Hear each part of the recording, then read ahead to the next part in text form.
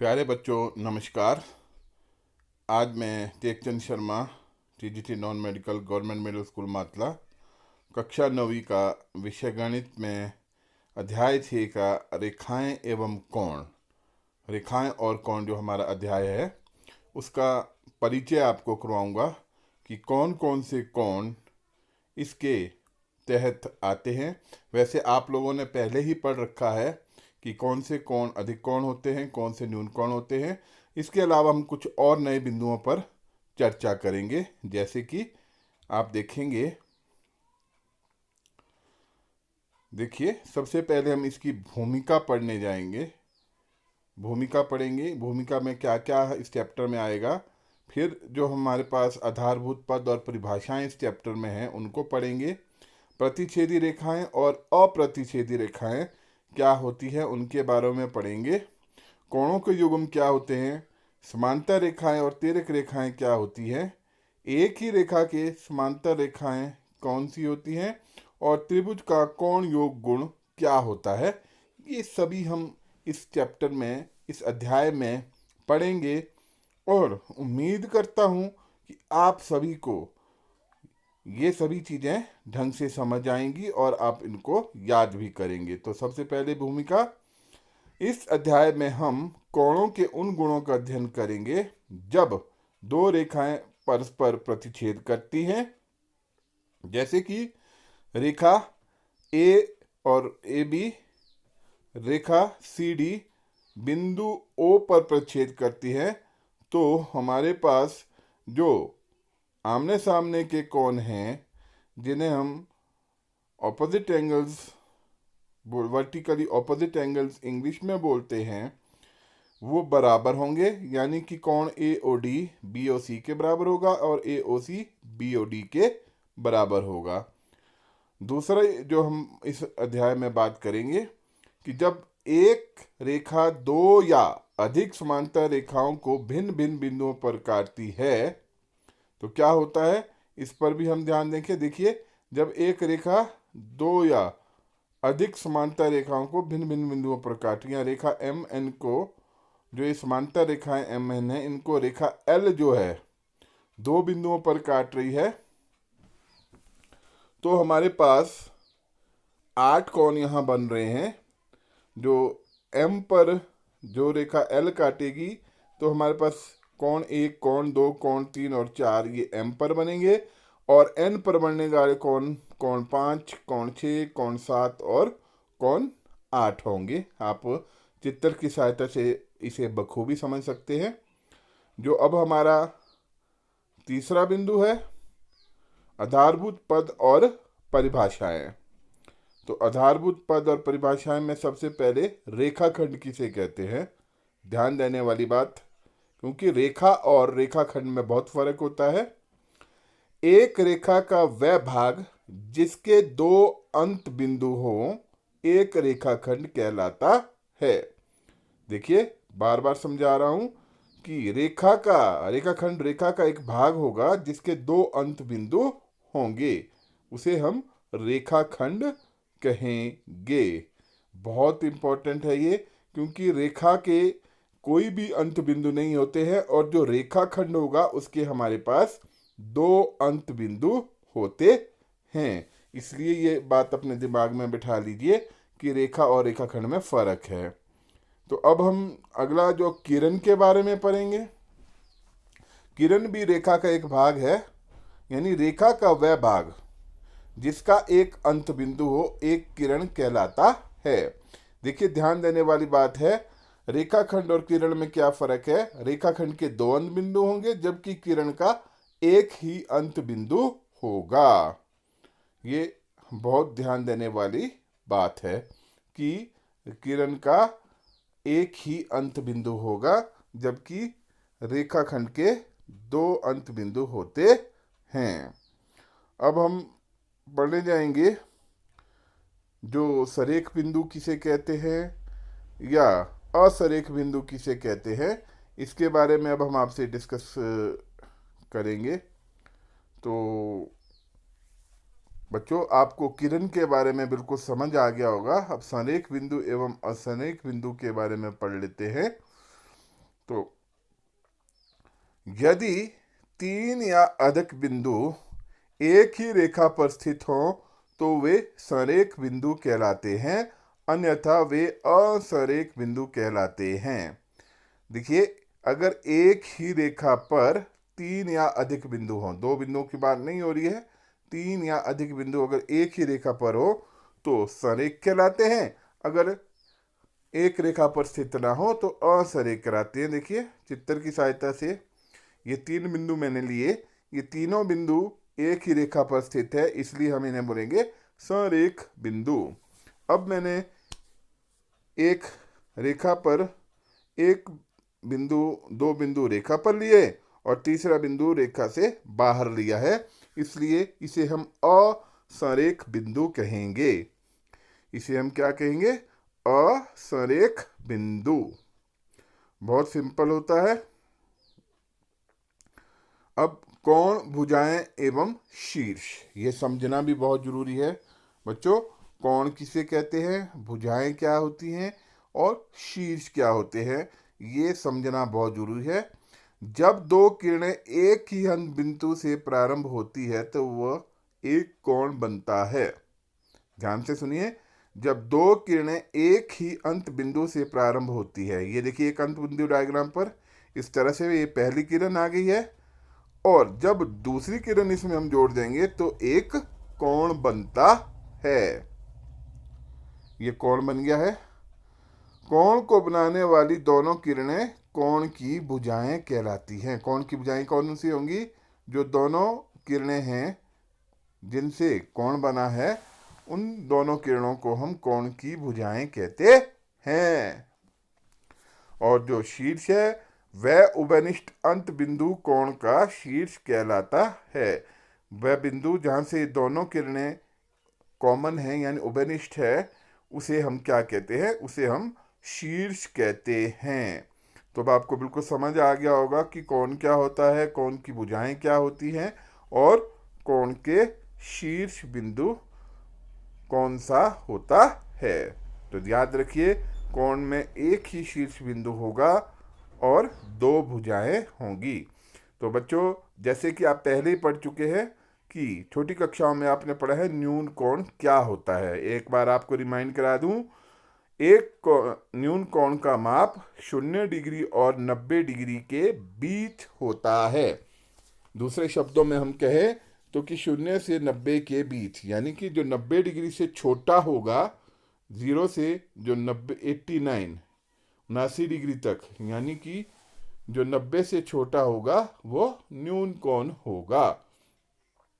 इसी तरह से जब आप न्यून कोण की आपको समझ हो जाएगी तो अब हम देखिए चित्र की सहायता से बिल्कुल ढंग से देख लें कि न्यून कोण क्या होता है। अब इसके बाद हम अगला कोण जो पढ़ेंगे, जो न्यून कोण से थोड़ा बड़ा होता है, वो होता है समकोण। तो समकोण किसे कहते हैं? एक समकोण का माप ठीक 90 डिग्री होता है। कहने का अभिप्राय, जो 90 डिग्री का कोण होगा उसे हम समकोण कहेंगे। 90 डिग्री बिल्कुल एग्जैक्ट होगा। ये देखिए चित्र की सहायता से समकोण समझना बहुत आसान है। 90 डिग्री का यानी कोण, सीधी बात है, कोण 90 डिग्री का होगा तो समकोण होगा। तो उससे अधिक आ गया अधिक कोण, जो 90 डिग्री से अधिक है यानी कि ज्यादा है, इसलिए इसे अधिक कोण भी कहते हैं। एक अधिक कोण का माप 90 डिग्री और 180 डिग्री के बीच होता है। 90 डिग्री से ज्यादा होगा और 180 डिग्री से कम होगा। ध्यान रखने वाली बात, जो 91 डिग्री से लेकर 179 डिग्री तक होगा, 179 डिग्री तक होगा, उसे हम अधिक कोण कहेंगे। अब ऋजु कोण की बात आ गई, क्योंकि अधिक कोण से बड़ा कौन सा कोण होता है? ऋजु कोण। तो समझने वाली बात है कि ऋजु कोण क्या होता है। तो मैं आपको ढंग से समझा दूं, एक ऋजु कोण का माप ठीक 180 डिग्री होता है। जिस तरह से हम 90 डिग्री के कोण को समकोण कहते थे, उसी तरह से हम 180 डिग्री के कोण को ऋजु कोण कहते हैं। चित्र के माध्यम से देखिए, एक सीधी सरल रेखा जो बनेगी वो 180 डिग्री का कोण बनाएगी, इसे हम ऋजु कोण कहेंगे। अब आपको बिल्कुल समझ आ गया होगा। देखिए चित्र के माध्यम से, बीच में बिंदु है, एक साइड को कोण की एक भुजा वाम पक्ष की ओर है, दूसरी दक्षिण पक्ष में है, और ये बिल्कुल जो सीधी रेखा पर एक कोण बनता है वो 180 डिग्री का कोण बनता है, और ये 180 डिग्री का कोण ऋजु कोण होता है। अब ऋजु कोण से बड़ा प्रतिवर्ती कोण। एक प्रतिवर्ती कोण का माप 180 डिग्री और 360 डिग्री के बीच होता है। ध्यान रहे, 180 डिग्री से अधिक होगा और 360 डिग्री से कम होगा। तो प्रतिवर्ती कोण 180 डिग्री और 360 डिग्री के बीच में होगा। इस चित्र के माध्यम से आप देख सकते हैं, जो ये बाहर से हमने लाइन अंडरलाइन की है ये प्रतिवर्ती कोण है। अंदर वाला न्यून कोण इसको आपने नहीं देखना है। जो बाहर से हमने रिंग घुमाया है ये प्रतिवर्ती कोण है, यानी कि 180 डिग्री से अधिक और 360 डिग्री से कम। अब इसके अलावा हमारे पास एक कोण बच जाता है, वो है पूर्ण कोण। कौन सा कोण है बच्चों? बिल्कुल ध्यान देखिए, पूरक कोण कौन सा होता है। देखिए, जब यदि दो कोणों का योग एक 90 डिग्री के बराबर हो तो ऐसे कोण पूरक कोण कहलाते हैं। पूरक कोण, पूर्ण कोण और पूरक कोण में फर्क है। पूर्ण कोण 360 डिग्री के अंश को पूर्ण कोण बोलते हैं। ये पूरक कोण है। ये कब होगा? यदि दो कोणों का योग 90 डिग्री होगा तब हम उन्हें एक दूसरे के पूरक कहते हैं। यानी दो कोणों का योग 90 डिग्री के बराबर हो तो ऐसे कोण पूरक कोण कहलाते हैं। ये देखिए, हम दिए गए चित्र में अगर एक 30 डिग्री है तो इसका पूरक क्या होगा? इसका पूरक 60 डिग्री होगा। अगर आपके पास 60 डिग्री दिया है तो इसका पूरक कोण क्या होगा? 90 - 60 बराबर है 30 डिग्री। बहुत आसान है बच्चों, बिल्कुल छोटी छोटी बातें ध्यान रखनी पड़ती है। अब है समपूरक। अब पहले पूरक था, अब समपूरक हो गया है। बिल्कुल ध्यान देना है आपने। समपूरक, यदि दो कोणों का योग 180 डिग्री के बराबर हो तो ऐसे कोण समपूरक कोण कहलाते हैं। ठीक है, यानी कि जिस तरह से दो कोणों का योग अगर 90 डिग्री हो तो वो पूरक कहलाते थे, अब यदि दो कोणों का योग 180 डिग्री होगा तो वो समपूरक कहलाएंगे। चित्र के माध्यम से देखिए, कोण ए और एक कोण बी, अगर ये एक सरल रेखा पर बने हैं तो ये समपू एक दूसरे के समपूरक हैं। तो हमारे पास दे भी रखा है, एक कोण 60 डिग्री है, दूसरा 120 डिग्री है। इनको योग करेंगे तो 180 डिग्री आता है। अब बात आती है आसन्न कोण की। बच्चे बहुत कंफ्यूज होते हैं आसन्न कोण में। दो कोण आसन्न कोण कहलाते हैं। इसका गुण देखिए, पहला, जब उनमें एक उभयनिष्ठ शीर्ष हो, एक ही बिंदु पर वो दोनों कोण बनेंगे। उनमें एक उभयनिष्ठ भुजा हो, यानी कि एक कोण को जो बीच वाली जो भुजा होगी वो उसकी कॉमन होगी, उभयनिष्ठ होगी, तब वो आसन्न होंगे। और उनकी वे भुजाएं जो उभयनिष्ठ नहीं है, उभयनिष्ठ भुजा के विपरीत ओर स्थित हो। देखिए, कोण ए कोण बी, ये आसन्न कोण है। कोण ए और कोण बी आसन्न कोण है। इनका एक ही उभयनिष्ठ बिंदु है और बीच में जो ये मैंने हरे रंग से किरण बना रखी है, ये इनकी उभयनिष्ठ किरण है। उभयनिष्ठ भुजा भी बोल सकते हैं हम आप कोण की। तो हमारे पास जो कोण ए और कोण बी है ये आसन्न कोण है, यानी कि एक दूसरे के आसन्न है। ये एक दूसरे के साथ बने हुए हैं। ये बिल्कुल छोटी छोटी बातें याद रखने योग्य। ध्यान दीजिए, डायग्राम पे ध्यान दीजिए। वो देखिए, मैंने जैसे बताया है आपको कि कोण ए कोण बी ये आसन्न कोण बना रहे हैं, बिल्कुल साथ हैं। एक ही कॉमन इनकी भुजा है कोण की, और कॉमन जो है इसका शीर्ष है, यानी उभयनिष्ठ। कॉमन मतलब उभयनिष्ठ इसका शीर्ष है।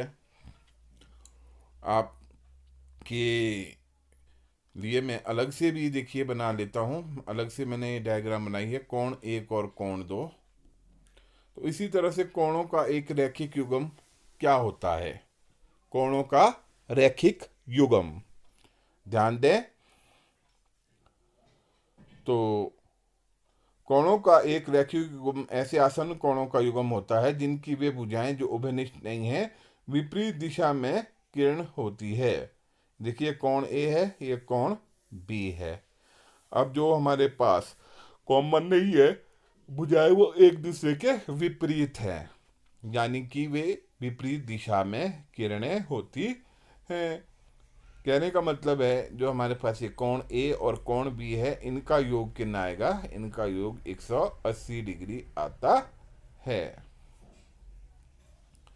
अब इसे हम क्या बोलते हैं? कोणों का एक रैखिक युग्म। इसे मैं आपको अलग से आकृति बना के भी समझाता हूँ। देखिए ये हमने कोण जो ए बी डी और कोण डी बी सी, दो कोण हैं, इनमें एक दूसरे के ये रैखिक युग्म बना रहे हैं। यानी अगर हम कोण ए बी सी की इकट्ठी माप देखेंगे तो ये हमारे पास 180 डिग्री आएगी, जबकि हमने जमा करने हैं कोण ए बी डी और कोण डी बी सी। अब शीर्षाभिमुख कोण क्या होता है? यदि दो रेखाएं एक दूसरे को प्रतिच्छेद करती हैं तो इस प्रकार बने सम्मुख कोण समान होते हैं। इस प्रकार बने सम्मुख कोण शीर्षाभिमुख कोण कहलाते हैं। इन्हें क्या बोलते हैं हम? शीर्षाभिमुख कोण। आकृति से समझिए, ये पहली हमारे पास रेखा है, ये दूसरी रेखा ने उसे काटा, बिंदु जो बीच में मैं शो कर रहा हूं उस पर। तो ये कोण हमारे पास देखिए, कोण ए, ये इसलिए एक जैसे मैंने लिखे क्योंकि इनकी माप बिल्कुल बराबर है। अब देखिए कोण बी और कोण बी, ये मैंने इसलिए इस तरह से लिखे क्योंकि इन कोण बी की माप भी बराबर है। तो कोण बी शीर्षाभिमुख कोण है, कोण ए भी शीर्षाभिमुख कोण है, एक दूसरे के आमने सामने हैं दोनों कोण ए, दोनों कोण बी, और ये बिल्कुल बराबर होते हैं। देखिए मैं अलग से आकृति बना लेता हूँ। कहने के लिए कोण ए ओ डी बराबर होगा कोण बी ओ सी, और कोण ए ओ सी बराबर होगा कोण बी ओ डी के, यानी कि ये शीर्षाभिमुख कोण हैं और ये दोनों कोण बराबर होते हैं। तो बच्चों ये हमने शीर्षाभिमुख कोणों के बारे में पढ़ा। अब हम पढ़ेंगे रेखाओं के बारे में। तो सबसे पहले प्रतिच्छेदी रेखाएं कौन सी होती हैं? यदि रेखाएं एल और एम प्रतिच्छेद करती हैं तो उनमें एक बिंदु उभयनिष्ठ होता है। जब दो रेखाएं एक दूसरे को प्रच्छेद यानी काटती है तो उनका एक कॉमन बिंदु यानी जिसे हम उभयनिष्ठ बिंदु कहते हैं वो आता है। ये देखिए, ये बीच में जो बिंदु आया दो रेखाओं के काटने से, ये कॉमन बिंदु आया है, यानी कि उभयनिष्ठ बिंदु इसे हम कहते हैं। ये प्रतिच्छेदी रेखाएं हैं। तो पहले प्रतिच्छेद रेखाएं, यहाँ देखिए रेखा पी क्यू, रेखा आर एस के प्रतिच्छेदी रेखाएं हैं। अब अप्रतिच्छेदी रेखाएं क्या होती हैं? अप्रतिच्छेदी रेखाएं, ध्यान देने वाली बात है, इन्हें हम समांतर रेखाएं भी कहते हैं। यानी कि वे दो रेखाएं अप्रतिच्छेदी रेखाएं कहलाती हैं जो एक दूसरे से कभी नहीं मिलती हैं और उनके बीच की दूरी सदैव समान रहती है। यानी कि उनके बीच की दूरी हमेशा बराबर रहेगी, वो कभी नहीं मिलेगी। जितना मर्जी आप उन्हें बढ़ाते रहो, उन्हें हम अप्रतिच्छेदी रेखाएं या समांतर रेखाएं कहते हैं। देखिए मैंने दो रेखाएं ली हैं और इनके बीच की जो दूरी है दोनों साइड बराबर रखी है, तो ये अप्रतिच्छेदी रेखाएं, ये कभी एक दूसरे को नहीं मिलेंगी। पी क्यू और आर एस समांतर रेखाएं हैं और ये अगर आप इन दोनों को आपस में मिलाने की कोशिश करेंगे, ये कभी नहीं मिलेंगी, इसलिए इन्हें समांतर रेखाएं और अप्रतिच्छेदी रेखाएं भी कहते हैं। अब हम अभिग्रहित पढ़ेंगे। सबसे पहले अभिग्राही 6.1, यदि एक किरण एक रेखा पर खड़ी हो तो इस प्रकार बने दोनों आसन्न कोणों का योग 180 डिग्री होता है। देखिए, ये हमारे पास एक रेखा है, ये इसके बीच में एक किरण खड़ी है, तो ये जो कोण ए और कोण बी बन रहे हैं, इन दोनों को यदि आप जमा करेंगे, कोण ए जमा कोण बी, तो ये 180 डिग्री का कोण बनाएंगी। इसे हम कोणों का रैखिक युग्म कहते हैं।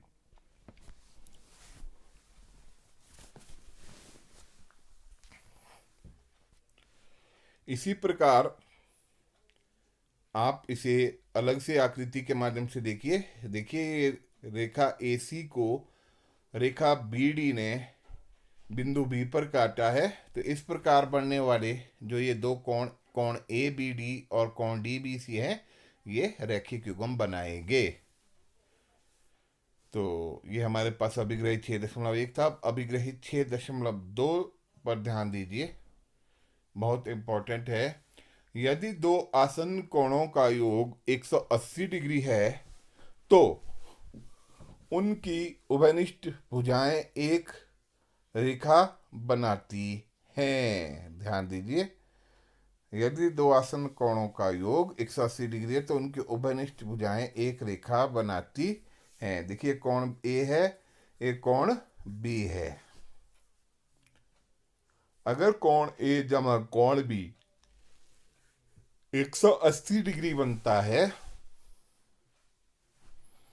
तो वे एक रेखा बनाती है, यानी जिसे हम सरल या सीधी रेखा भी कहते हैं। ये देखिए, रेखा बना के मैंने बताई है। अलग से भी आपको डायग्राम हम बता देंगे। यदि किसी विद्यार्थी को आवश्यकता है, वो मुझे फ़ोन भी कर सकता है किसी भी समस्या के रिगार्डिंग, कभी भी। ये मैंने आपको बता के दिया है। अब है तिर्यक रेखा किसे कहते हैं, ये समझ के रखिए बच्चों, बहुत काम आने वाला है। एक ऐसी रेखा जो दो अथवा अधिक रेखाओं को भिन्न बिंदुओं पर प्रतिच्छेद करती है, तिर्यक रेखा कहलाती है। देखिए, दो रेखाएं M और N है, इनको रेखा L ने प्रतिच्छेद किया, तो ये जो बिंदु है, यानी इन बिंदुओं पर इन रेखाओं MN को रेखा L ने प्रतिच्छेद किया है, तो ये जो रेखा L है, इसको हम तिर्यक रेखा कहते हैं। तो तिर्यक रेखा आप पहले पढ़ चुके हैं, किस तरह से दो रेखाओं के कटने पर कोण बनते हैं। तो आप आकृति के माध्यम से अपने कोणों को जांच सकते हैं। तो अब सबसे पहले हम कोणों के बाह्य कोण क्या होते हैं। यदि एक तिर्यक रेखा दो रेखाओं को, यानी कि असमांतर रेखाओं को काट रही है या समांतर को काट रही है, तो बाह्य कोण कौन से होंगे, अंतःकोण कौन से होंगे, उसके बारे में हम पढ़ने जा रहे हैं। सबसे पहले बाह्य कोण देख लीजिए। कोण 1, कोण 2 और कोण 7 और कोण 8, ये हमारे पास बाह्य कोण है। ध्यान दीजिए, कोण 1, कोण 2, कोण 7 और कोण 8, इन्हें हम बाह्य कोण कहते हैं। इसी प्रकार आप अंतःकोण भी पढ़ सकते हैं।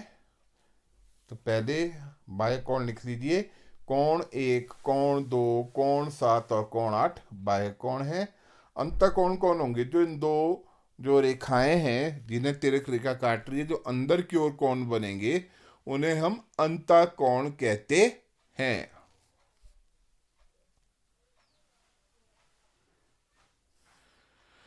तो कोण 3, कोण 4, कोण 5, कोण 6 अंतःकोण कहलाते हैं, जो अंदर की ओर बने हैं कोण। आप आकृति के माध्यम से बखूबी से समझ सकते हैं।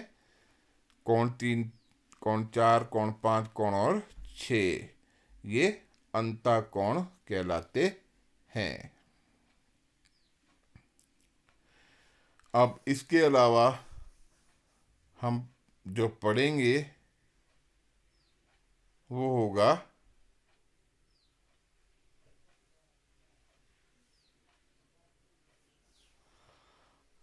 कि इनके संगत कोण कौन से हैं। ध्यान दीजिए, संगत कोण, जब दो समांतर या असमांतर रेखाओं को एक तिर्यक रेखा काटती है तो उसके संगत कोण, देखिए कोण 1 और कोण 5 ये आपस में संगत है, ये जोड़ा है। दूसरा जोड़ा आप आराम से देख सकते हैं, कोण 2 और कोण 8 ये भी संगत कोण है। माफ कीजिएगा, कोण 2 और कोण 6 संगत कोण होगा, 8 नहीं होगा। कोण 2 और कोण 6 संगत कोण।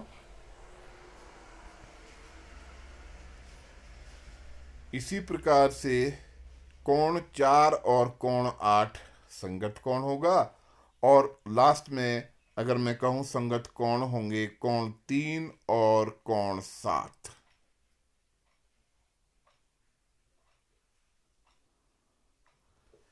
तो उम्मीद करता हूं आपको समझ आ रहा होगा।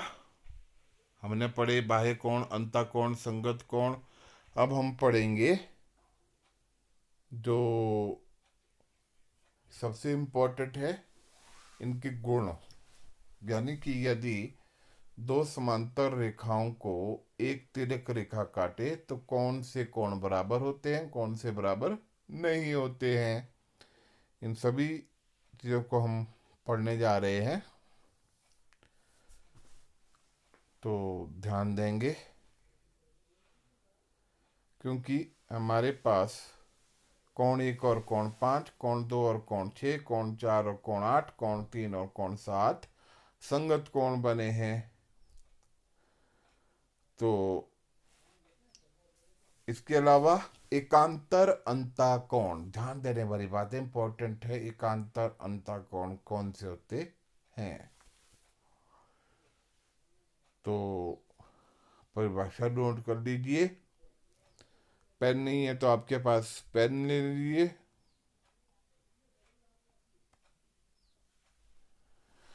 आकृति के माध्यम से मैं आपको समझाने जा रहा हूं। एकांतर अंतःकोण, देखिए कोण 4 और कोण 6 ये एक दूसरे के एकांतर है, और अंतःकोण तो ये है, ये अंदर वाले कोण अंतःकोण। तो एकांतर अंतःकोण कौन होंगे, कोण 4 और कोण 6 और कोण 3 और कोण 5 ये एकांतर अंतःकोण होंगे। तो इसके अलावा बाह्य कोण भी होते हैं। तो सबसे पहले आप समझ लीजिए एकांतर तक कौन कौन कौन से आए, कोण 4 और कोण 6। दूसरा आएगा कोण 3 और कोण 5। हम एकांतर अंतःकोणों के लिए केवल शब्दों एकांतर कोणों का प्रयोग कर सकते हैं, इसलिए हमें एकांतर अंतःकोण बार बार बोलने की आवश्यकता नहीं है। अब एकांतर बाह्य कोण कौन से होते हैं।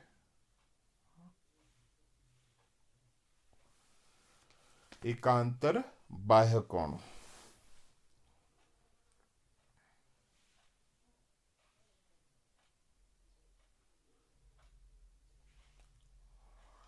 तो कोण 1 और कोण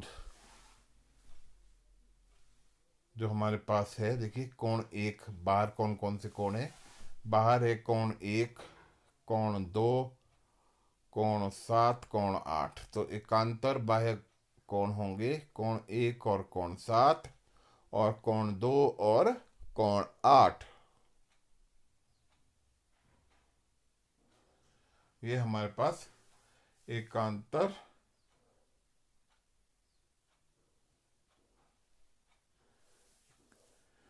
तिर्यक रेखा के एक ही ओर के अंतःकोण कौन कौन से हैं, ध्यान देने वाली बात है।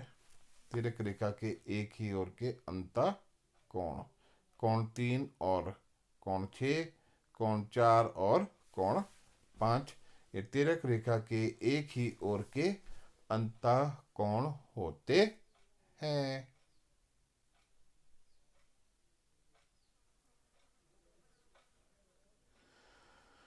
तो लिख लेते हैं, कोण 4 और 5, कोण 3 और कोण 6, ये तिर्यक रेखा के एक ही ओर के अंतः कोण है, यानी तिर्यक रेखा के एक ही ओर के अंतः कोणों को क्रमागत अंतः कोण या संबंधित कोण या से अंतः कोण भी कहा जाता है। तो बच्चों, उम्मीद करता हूँ आपको मेरा पढ़ाया हुआ ये रेखाओं और कोण का जो हमारा आज का विषय था, आज का जो टॉपिक था कि परिचय, मैंने आपको इसमें संक्षिप्त में बताया। तो मेरे चैनल को आप सब्सक्राइब करें, शेयर करें, लाइक करें और औरों से भी सब्सक्राइब करवाएं। धन्यवाद।